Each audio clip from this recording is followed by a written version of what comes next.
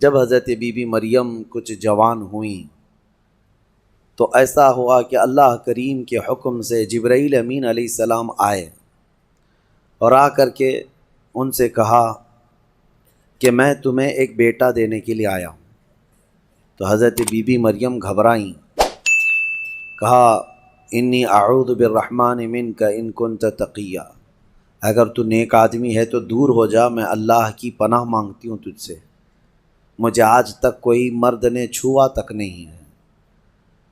تو پھر حضرت جبرائیل نے کہا انما انا رسول ربک لاہب لک غلاما زکیا، میں تو تیرے رب کا فرشتہ ہوں، تیرے رب کا قاصد ہوں، بھیجا ہوا ہوں، اور تجھے ایک بیٹا دینے کے لیے آیا ہوں۔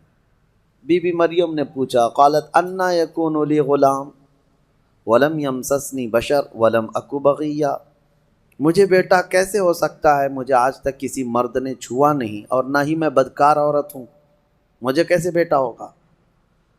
قال کذالک، جبرائیل امین نے کہا ایسے ہی اللہ چاہتا ہے۔ هو علی ہین، قال ربک هو علی ہین وقد خلقتک من قبل ولم تک هو علی ہین ولنجعلہ آیۃ للناس، تیرا رب یہ فرما رہا ہے کہ یہ کام اس کے لیے بڑا آسان ہے، رب تعالیٰ کے لیے بڑا آسان ہے، اور تجھے بغیر کسی شوہر کے ٹچ کیے چھوئے ایک بیٹا دے گا اللہ تعالیٰ، تاکہ اس بیٹے کو اللہ اپنی نشانی بنا دے اور اپنی طرف سے اس کو رحمت بنائے، اور اللہ کا یہ فیصلہ ہے۔ یہ بات چیت ہو رہی کس کے درمیان؟ حضرت بی بی مریم اور حضرت جبرائیل علیہ السلام۔ جبرائیل علیہ السلام اللہ کے فرشتے ہیں، فرشتوں کے اندر یہ بات پہلے سے آپ کو یاد رہے، نہ وہ فرشتے مرد ہیں نہ عورت ہیں، نہ ان کے اندر انسانی فطرت کے تقاضے جو ہوتے ہیں، شہوتیں، وہ بالکل نہیں ہوتی۔ فرشتہ گناہ کرنا تو دور کی بات، گناہ کے متعلق سوچ بھی نہیں سکتا، اللہ نے وہ چیز ہی فرشتے کے اندر نہیں رکھی۔ فرشتوں کے اندر شہوت کا مادہ ہے ہی نہیں، خواہشات نفسانیہ بالکل نہیں، نفس ان کے اندر نہیں ہے۔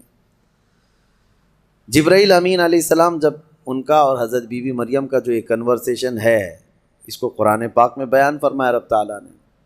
اب اس کے بعد اچانک ہوا یہ، فَحَمَلَتْهُ فَانْتَبَذَتْ بِهِ مَكَانًا قَصِيًّا، اچانک بی بی مریم حضرت جبرائیل امین کے پھونک مارنے سے حاملہ ہو گئی۔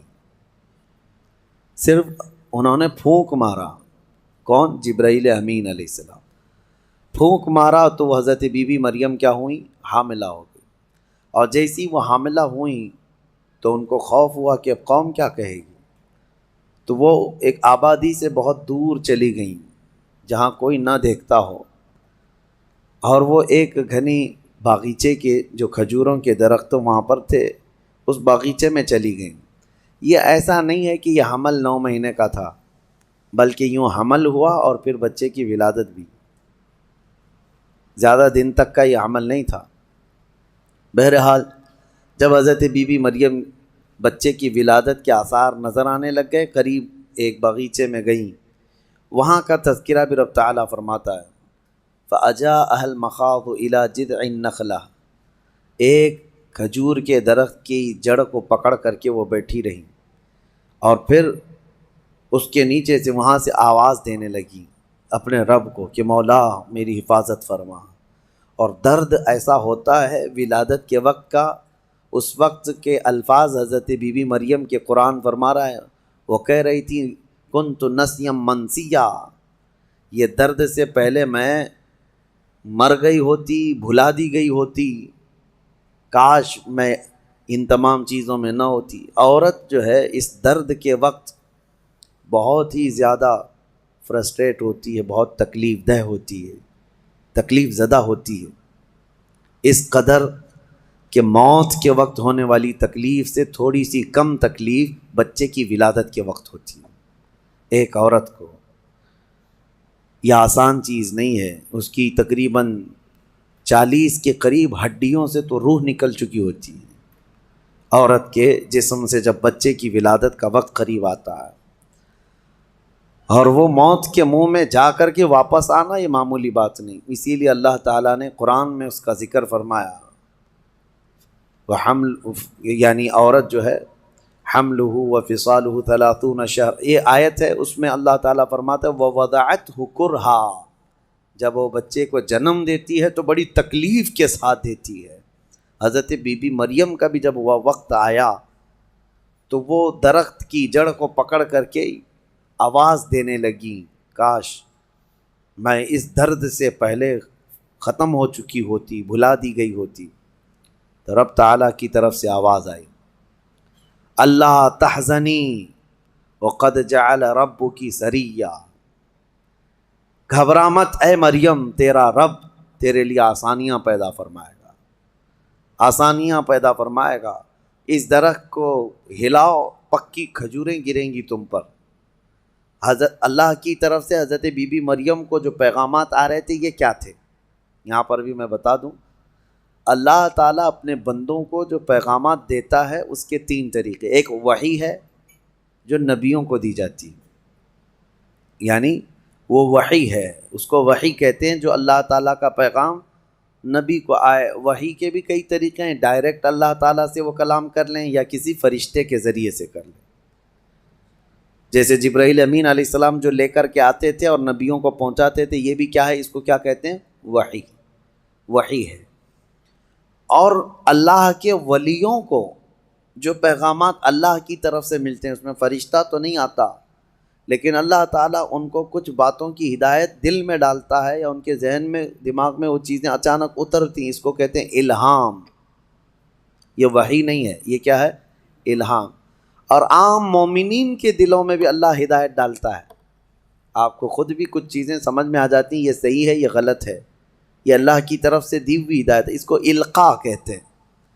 ہے اللہ کی دی ہوئی ہدایت، لیکن اگر وہ نبی کو ہو تو وحی ہے، ولی کو ہو تو الہام ہے، عام مومنین کو ہو تو القاء ہے۔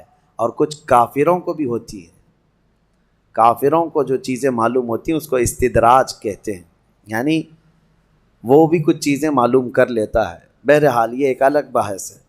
حضرت بی بی مریم کو یہ الہام اللہ کی طرف سے تھا، اللہ تبارک و تعالیٰ نے ان کو فرمایا کہ درخت کی یہ جڑ کو ہلاؤ، پکی کھجوریں گریں گی۔ کھجوریں گریں تو اللہ کا حکم ہوا فکلی وشربی وقرری عینا، کھاؤ پیو اور اپنی آنکھیں ٹھنڈی کرو۔ درد زہ اس کو کہتے ہیں، بچے کی ولادت کے وقت ہونے والا درد۔ قرآن کے اعتبار سے اس درد کے وقت عورت کو کھجور کھانا چاہیے، کھجور سے افاقہ ہوگا، کیونکہ قرآن میں اللہ نے بی بی مریم کو یہ عطا فرمایا۔ وہ کھجوریں کھائیں اور اس کے بعد اب جو حکم تھا اللہ کا وہ کیا تھا، فَإِمَّا تَرَيِنَّ مِنَ الْبَشَرِ أَحَدًا فَقُولِي إِنِّي نَذَرْتُ لِلرَّحْمَنِ صَوْمًا، اگر کوئی آدمی تجھے نظر آ گیا بچہ ہونے کے بعد، بچے کو دیکھ کر کے کوئی بھی اگر تم کو نظر آیا تو بات مت کرنا کسی سے۔ اس وقت چپ کا روزہ ہوتا تھا، یعنی خاموشی کا روزہ، ہماری شریعت میں نہیں ہے، لیکن پہلے کی شریعت میں چپ رہنے کا روزہ بھی ہوتا تھا، یعنی وہ جو ٹائم ہے اتنے ٹائم تک کسی سے بات نہیں کریں، یہ ہونا چاہیے، لیکن ہماری شریعت میں نہیں ہے۔ کاش یہ روزہ عورتوں پر ہو جاتا، بہت سارے لوگ محفوظ ہو جاتے ہیں۔ خیر، حضرت بی بی مریم کو کہا گیا کہ چپ کا روزہ رکھنا، اور کوئی بھی اگر بات کرے تو اشارہ کرنا اپنے بیٹے کی طرف کہ اس سے بات کرو، میں آج چپ کا روزہ ہوں، یعنی وہ اشارہ لوگ سمجھ جاتے تھے کہ روزہ ہے۔ تو حضرت بی بی مریم وہاں جب پہنچی تو درد زہ کے بعد حضرت عیسیٰ علیہ السلام پیدا ہو گئے۔ وہ ایک پتھر پر جلوہ بار ہوئے، اور جیسے ہی پیدا ہوئے حضرت عیسیٰ علیہ السلام وہ پاک صاف تھے، کوئی دایا نہیں، کوئی نرس نہیں، کوئی نرسنگ ہوم نہیں، یہ اللہ تعالیٰ کی قدرت تھی۔ ایک صحیح سلامت بیٹا، اور وہ بھی اللہ کی نشانی بنانی تھی بغیر باپ کے۔ حضرت عیسیٰ علیہ السلام پیدا ہوئے اور حضرت بی بی مریم اپنے بیٹے کو اٹھائیں اور لے کر کے چل پڑیں ایک ہی دن میں، جس کو کہتے ہیں زچہ عورت، یعنی جس کا بچہ ہوا ہوتا ہے وہ عورت کمزور ہو جاتی ہے، لیکن حضرت بی بی مریم اپنے بیٹے کو اٹھائیں اور چل پڑیں۔ جیسے ہی وہ بستی کی طرف آنے لگی، ان کی گود میں بچہ تھا، لوگوں کی نظر پڑ گئی، کوئی ادھر ادھر چیمی گوئیاں شروع ہو گئیں، باتیں کانا پوسی، لوگ جمع ہوئے اور پوچھنے لگے یا اخت ہارون ما کان ابوک امرأ سوء وما کانت امک بغیہ، اے مریم تو تو بڑی پاک خاتون ہے، اخت ہارون کہا جاتا تھا پاک عورت کو، تو بالکل ہارون کی بہن کی طرح ہے، تو نے یہ کیسے کر لیا؟ نہ تیرا باپ بدماش تھا نہ تیری ماں بری تھی، یہ کہاں سے آ گیا تیرے اندر بچہ؟ فاشارت الیہ، بی بی مریم نے اپنے بیٹے کی طرف اشارہ کیا، اس سے بات کرو، میں آج چپ کا روزہ ہوں۔ لوگوں نے کہا قالوا کیف نکلم من کان فی المہد صبیا، ہم اس سے کیسے بات کریں جو گود میں بیٹھا ہوا ہے؟ گود کے بچے سے بات کریں گے؟ تو اشارہ اس طرف کر رہی ہے۔ تو لوگ ابھی یہ بات چیت کر ہی رہے تھے، گود میں سے ہی حضرت عیسیٰ علیہ السلام بول پڑے، قال انی عبد اللہ آتانی الکتاب وجعلنی نبیا وجعلنی مبارکا اینما کنت واوصانی بالصلاة والزکاة ما دمت حیا وبرا بوالدتی ولم یجعلنی جبارا شقیا والسلام علی یوم ولدت ویوم اموت ویوم ابعث حیا۔ یہاں تک کا کلمہ عیسیٰ علیہ السلام نے گود میں ہی کیا۔ کیا کہتے ہیں؟ اے لوگوں میں اللہ کا بندہ ہوں، انی عبداللہ، میں اللہ کا بندہ ہوں اور اس نے مجھے نبی بنا کر بھیجا ہے۔ حضرت عیسیٰ علیہ السلام کو گود میں ہی نبوت ملی ہے، گود میں نبوت ملی ہے، اس نے مجھے نبی بنا کر بھیجا ہے۔ صرف نبی نہیں، وجعلنی مبارکہ، اور مجھے برکت والا بنا کر بھیجا ہے۔ اور پھر مجھے اللہ نے یہ حکم دیا ہے میں جہاں کہیں پر بھی رہوں نماز قائم کروں، زکوٰۃ دیتا رہوں، جب تک میں زندہ رہوں نماز قائم کرتا رہوں اور زکوٰۃ دیتا رہوں، ان کی امت کی اور ان کی شریعت کی جو نماز رہی۔ اور پھر اللہ نے مجھے حکم دیا ہے کہ میں میری ماں کا فرما بردار رہوں اور اس کا نافرمان نہ رہوں۔ اور پھر آخری والا جملہ تو بہت امپورٹنٹ ہے ہم سنیوں کے لیے، جو عیسیٰ علیہ السلام نے کیا۔ عیسیٰ علیہ السلام کی ولادت کا دن، جیسے کہ آج پوری دنیا میں کرسچن بھی مناتے ہیں 25 دسمبر کو، کرسمس جو مناتے ہیں، الگ الگ روایتیں واللہ عالم جو بھی ان کی پیدائش کا دن رہا، لیکن عیسیٰ علیہ السلام کا یہ جملہ بڑا امپورٹنٹ ہے۔ آخر میں اپنی گود میں انہوں نے کیا کہا؟ والسلام علی یوم ولدت ویوم اموت ویوم ابعث حیا، کہتے ہیں مجھ پر اللہ کی سلامتی ہو جس دن میں پیدا ہوا، جس دن میں پیدا ہوا اور جس دن میں انتقال کروں گا اور جس دن میں اٹھایا جاؤں گا، وہ سب ان سب دنوں پر اللہ کی سلامتی ہو۔ عیسیٰ علیہ السلام جس دن پیدا ہوئے وہ سلامتی والا دن ہے، تو 12 ربیع الاول کیوں نہ سلامتی والا دن؟ میرے آقا صلی اللہ علیہ وسلم جس دن پیدا ہوئے کیا وہ سلامتی والا دن نہیں ہے؟